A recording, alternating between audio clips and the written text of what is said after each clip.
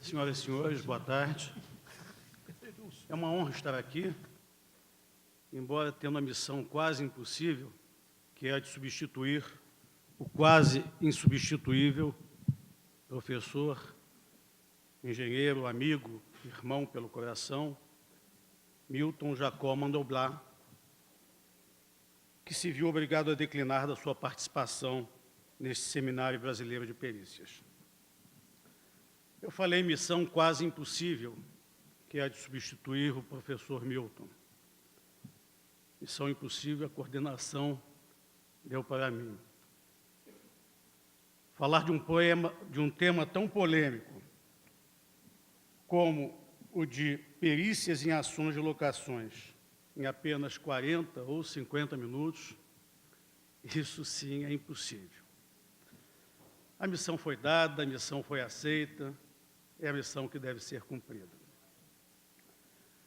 Tendo em vista a plateia bastante elitizada aqui presente, porém heterogênea, onde temos, entre outros, juízes, advogados, engenheiros, arquitetos, enfim, estudantes de diversas áreas, preparamos uma síntese do que costuma ocorrer numa perícia em ação de locação, onde faremos algumas observações em pontos que julgarmos polêmicos.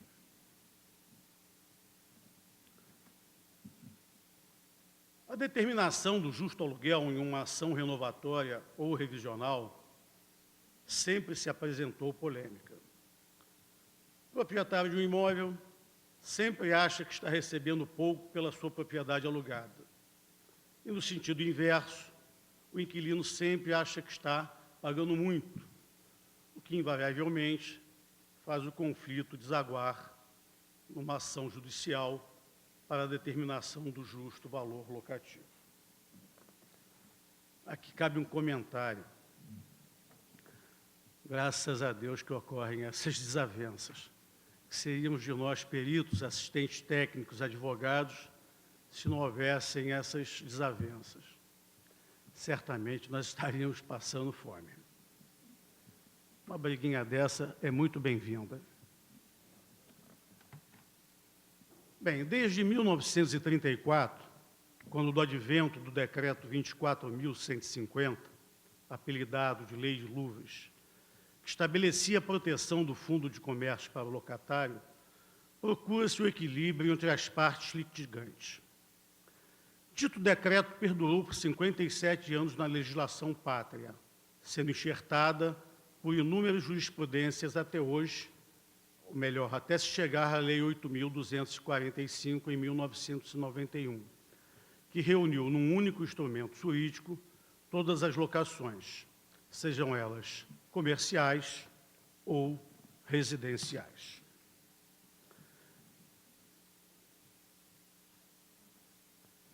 Não vamos nos ater ao que todos já sabem, que nossos tribunais têm aceito quase que consensualmente um método rentável como aquele que melhor define o valor locativo de um imóvel. Disso não há nenhuma dúvida. O que há são polêmicas. Quais são essas polêmicas? Qual a melhor metodologia para se chegar ao valor de mercado de um imóvel? Qual a taxa a ser aplicada para se obter o justo valor locativo? São pontos a serem analisados com muito cuidado pelo perito avaliador. Adiante, faremos alguns comentários a respeito. Antes, porém, vamos falar sobre o método comparativo, que é bastante conhecido. Aqueles que deveriam ser os métodos mais adequados, quais sejam os comparativos com a aplicação das estatísticas clássica e ou inferencial, perdem-se na imprecisão pela existência de luvas, na grande maioria das vezes, fazendo com que o universo amostral seja mascarado por falta de confiabilidade, tendo em vista que os recursos extra-contrato não são disponíveis, muito menos fornecidos por quem paga e por quem recebe. Dúvida não existe que um método comparativo seria o mais adequado para a obtenção locativa, se no seu bojo se reunisse a verdade, falseadas pelo pagamento no início do contrato de luvas não declaradas. Ainda assim, se o universo amostral, a pesquisa, gente, se mostrar comprovadamente confiável, deve-se adotar o método comparativo. Mas, fixando-nos nos métodos da rentabilidade, voltamos a perguntas. Qual o melhor processo para determinar o valor de um imóvel e, consequentemente, o da sua locação? Qual a justa taxa de retorno a ser aplicada? Será hoje a taxa de 1% ao mês a verdadeira para refletir o justo aluguel? Ou ela é apenas um referencial da jurisprudência em se tratando de imóveis comerciais? E os imóveis residenciais? No que diz respeito às locações residenciais, essa taxa é muito mais flexível, sabendo-se tanto pelo mercado como pelos julgados que quanto maior e mais luxuoso for um imóvel, menor será a sua taxa de retorno, concluindo-se que é mau negócio se adquirir um apartamento para locação na Avenida Vieira Souto, e excelente comprar uma kitnet em Copacabana, pois esta alcança muito mais do que 1% ao mês de aluguel, e aquele, raramente, mais do que 0,5% ao mês. Portanto, senhores, eu enalteço as seguintes premissas. Não é possível se avaliar sem pesquisa, não é possível se avaliar sem comparação.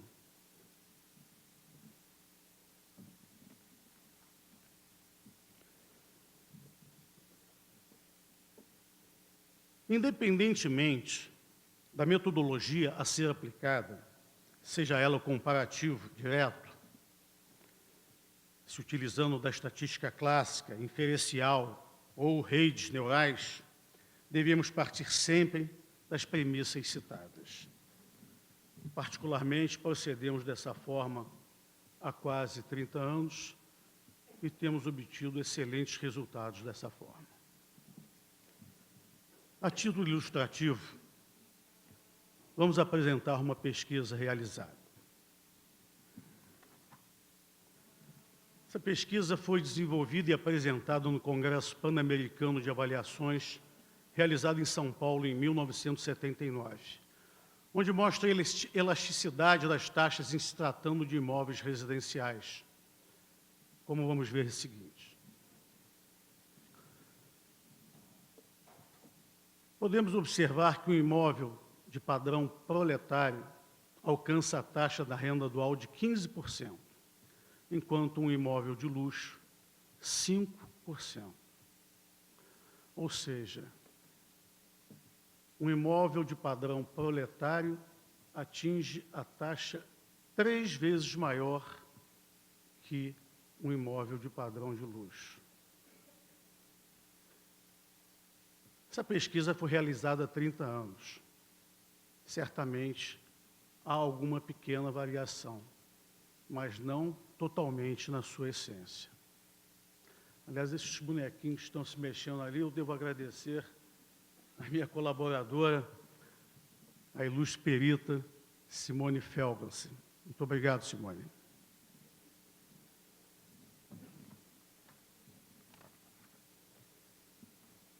Falando ainda em locação residencial, com a relativa estabilidade da moeda após o Plano Real em 1994, o mercado de locação residencial tornou-se menos ativo em termos de ações revisionais, o que na época da alta inflação, quando o aluguel defasava a cada mês menos 20% a 30%, até o seu novo reajuste, isto não ocorria.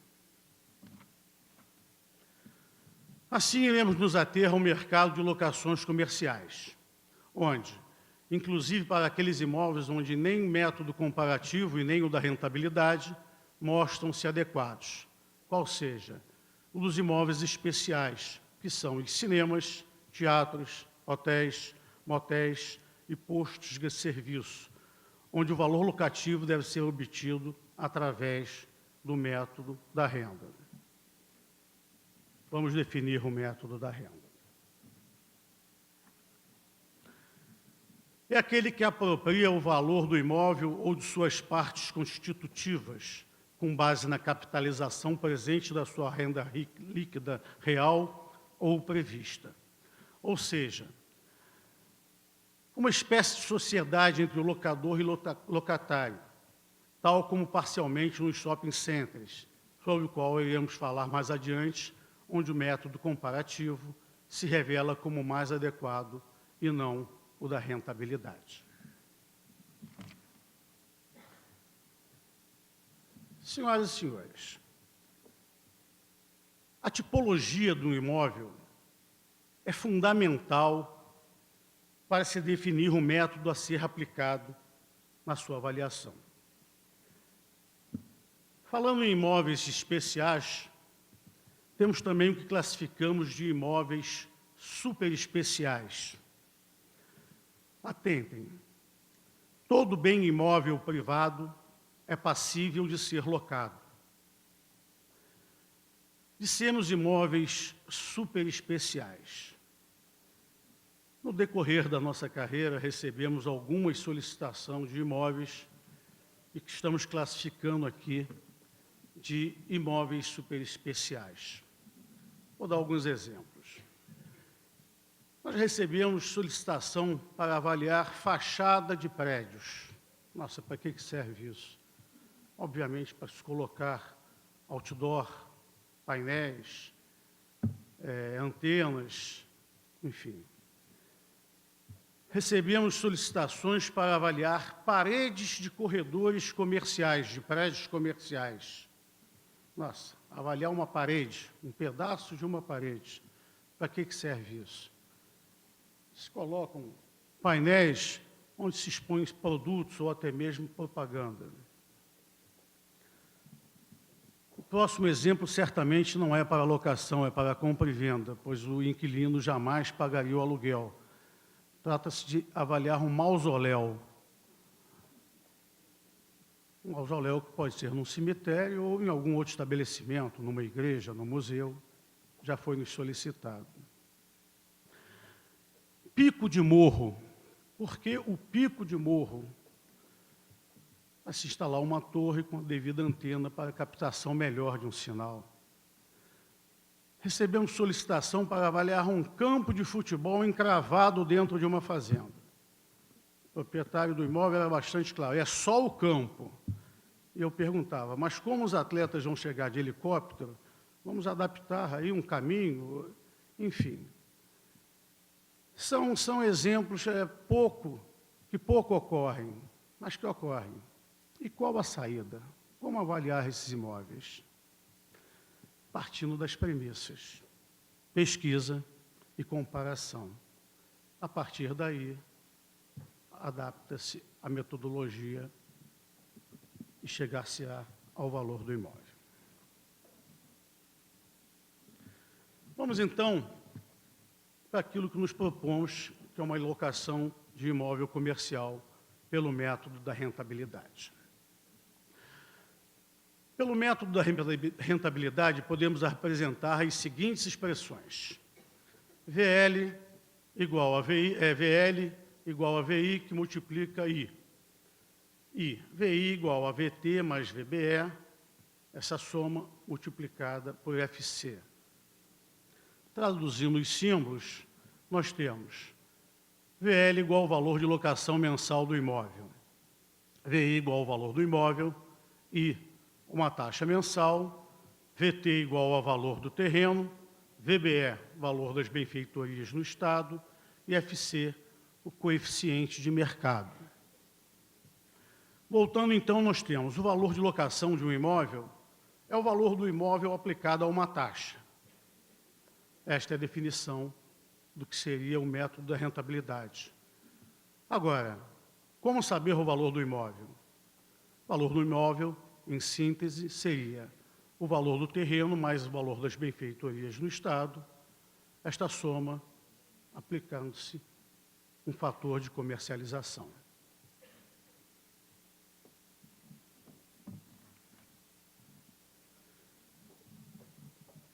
Nesse caso, então, o primeiro passo seria calcular o valor do terreno. Olha a polêmica aí. Durante muitos anos, os peritos militantes na cidade do Rio de Janeiro, ou mesmo em outras capitais, adotaram a famosa fórmula de Harper-Berrini para avaliar terrenos como receita de bolo infalível. Na expressão da sua composição, ingressa o famoso V0, elemento multiplicador que representa o valor de uma faixa de terreno com 1 metro de frente por 36 metros de profundidade para o Rio de Janeiro. A Prefeitura da cidade do Rio de Janeiro fornece estes valores meramente tributários para cada logradouro do município. Alguns até apresentam mais de um valor ao longo da via, como, por exemplo, a Avenida Rio Branco, a Rua Visconde de Pirajá, e etc., onde os valores variam na proporção da nobreza existente. Adotar como mercado tais V0 seria confiar na Prefeitura como exímia conhecedora do mercado imobiliário. Por outro lado, proceder-se a incrementos aleatórios, sem justificativa plausível para converter valor tributário em mercadológico, só faria aumentar a confusão. É o polêmico K de incremento do V0.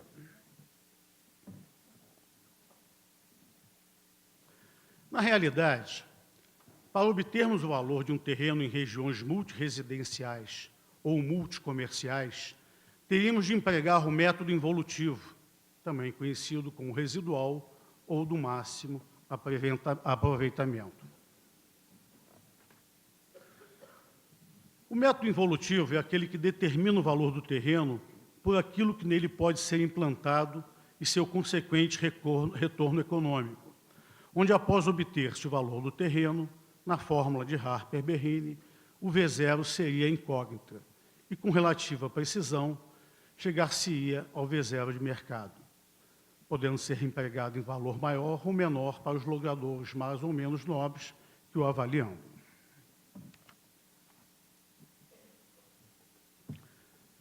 A fórmula de Harper-Berrini.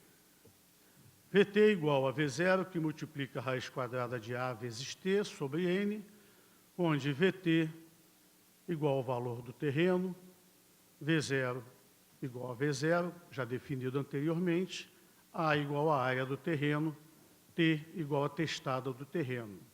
O N, já dissemos, para o Rio de Janeiro, 36 metros, e varia para cada município. Niterói, por exemplo, são 25 metros, São Paulo varia de 20 a 40 metros, dependendo da zona, e cada cidade determina, sendo que São Paulo é o mais abrangente e a maioria das cidades do país apresentam isso. Imaginamos que alguns peritos aqui presentes devem estar nos criticando pela apresentação da fórmula de Harper-Berrini. Temos 3 pontos a comentar. O primeiro deles. Devo lembrar que a nossa plateia é seleta, porém heterogênea. O nosso tema é perícias em ações de locações. E, finalmente, deixamos a seguinte indagação. Qual o perito experiente que nunca lançou mão da fórmula de Harper-Berrini?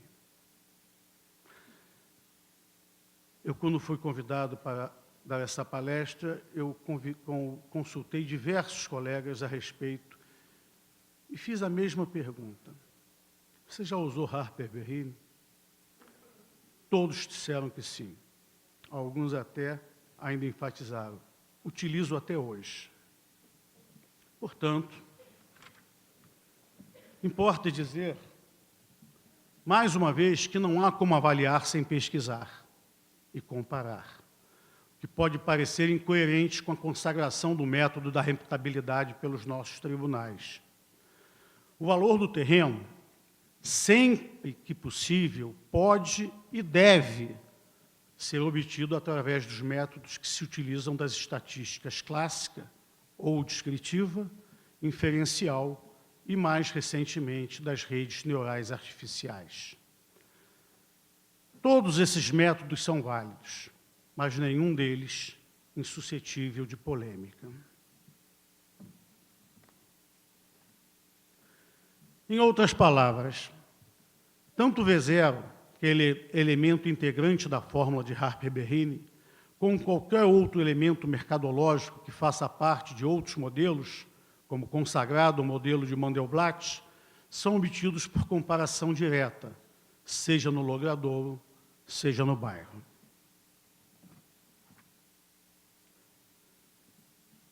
Inicialmente, falamos que o valor do imóvel seria VT mais VBE, sendo multiplicada essa soma pelo fator de comercialização.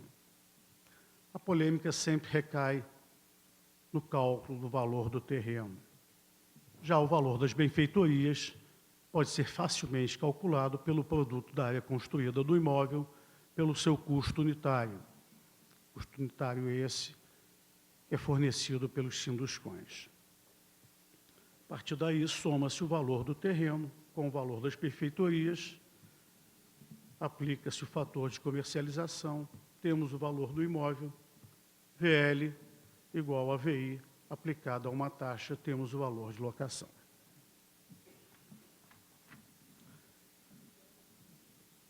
Falamos no modelo de Mandelbrot. Vamos a ele.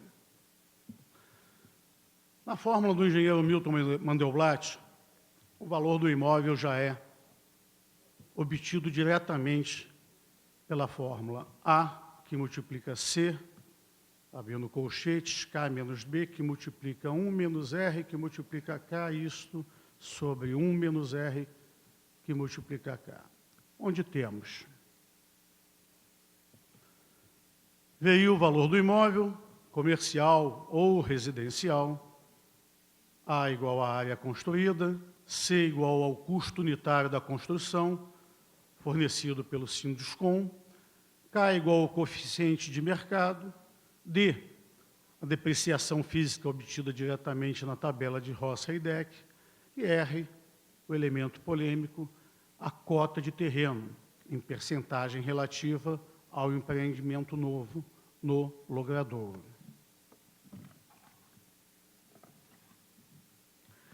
Essa cota de terreno que eu falei polêmica, ela é um elemento obtido por pesquisa e representa o percentual no valor total do imóvel destinado ao terreno.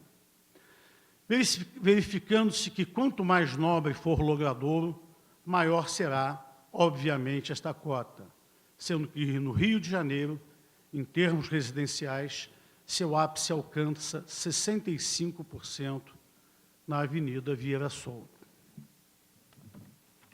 Assim, sabe-se que, em termos residenciais, nada será superior a 65% na cidade do Rio de Janeiro, em termos de cota de terreno em outros logradouros. Substituindo os elementos na fórmula do Milton Mandelbrot, como falamos, temos o valor do imóvel. Mais uma vez, para o valor de locação, será o valor do imóvel aplicado a uma taxa. Vamos falar um pouco agora sobre locações especiais. Há determinados imóveis de destinação específica, nos quais o seu aluguel não pode ser obtido pelo critério da rentabilidade, baseado no valor binomial terreno mais benfeitorias. É o caso, por exemplo, de cinemas, teatros, hotéis, motéis e postos de serviço, que foram locados pela antiga Lei de Luvas, hoje revogada, mas não na sua essência pela Lei nº 8.245, de 91, e, portanto, sujeitos às ações renovatórias, para os quais adota-se o método da renda, que já foi comentado. Basicamente, a edificação de um imóvel comercial é composto por 3 paredes. A quarta é a vitrine frontal, cujo preço unitário é fornecido pelos Sinduscões. Não é o caso de cinemas e teatros, que possuem pé direito altíssimo, de hotéis e motéis, onde as áreas ditas molhadas são em maior número, assim como os postos de gasolina. Para tais tipos de imóveis, cabe o método da renda, conforme já dito, pelas suas características físicas que os diferenciam dos imóveis comerciais convencionais. Locações em shopping centers. Não recomendável a adoção do método da rentabilidade neste caso. Um shopping center é um conjunto de lojas, em geral pertencente a um único empreendedor, com características próprias, onde cada espaço comercial, e não lojas na acepção da palavra, é indivisível do conjunto. Já recebi um bilhetinho aqui que eu tenho que ser mais rápido. Nele, o mercado é formado pelos valores praticados em tais espaços, guardadas as devidas proporções de localização e área.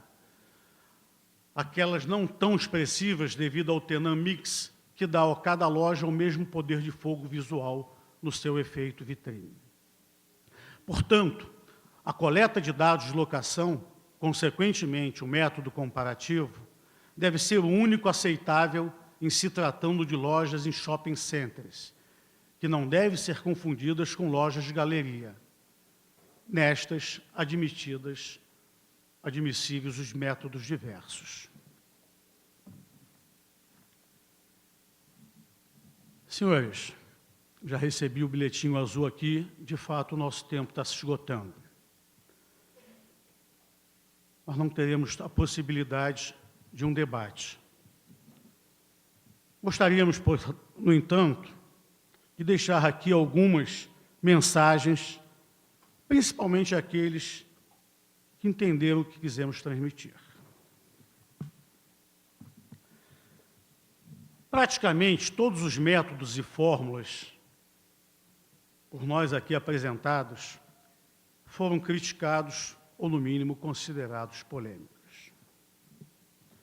Temos a dizer que não somos apologistas de método algum, assim como não descartamos a aplicação de nenhum deles. Toda metodologia e fórmula aqui apresentadas, podem ter certeza, é o que existe de melhor na engenharia de avaliações para a determinação de um valor de um imóvel e, consequentemente, o valor de sua locação. Entretanto, que sejam bem-vindos os novos métodos.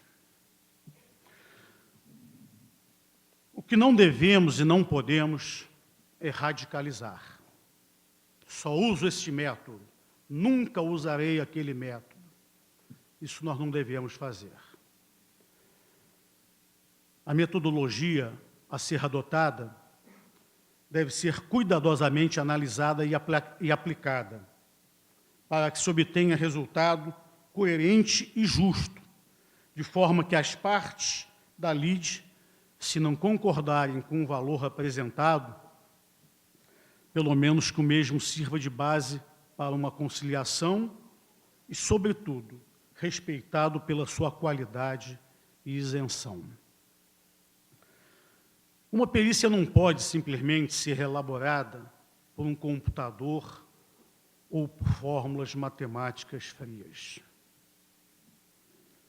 Tanto o computador como as fórmulas devem servir de instrumentos nas mãos do perito avaliador. Este, sim, não pode ser frio. Polêmicas existem e sempre vão existir quando se utiliza a ciência estatística.